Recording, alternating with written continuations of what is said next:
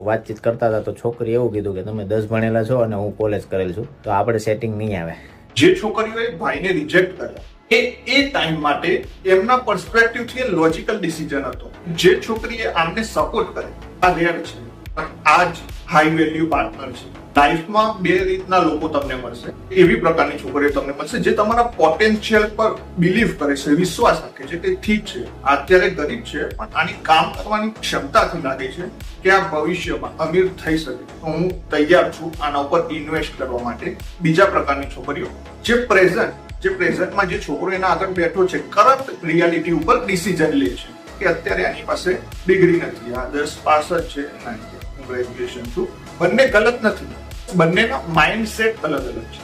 જોવો ભાઈ, જ્યારે તમે સ્ટ્રગલ કરતા હોય તો લોકો તમને જજ કરશે. એ જ સમયે તમે સક્સેસફુલ થઈ જાઓ છો ને તો એ જ લોકો તમારી ઇજ્જત કરે છે.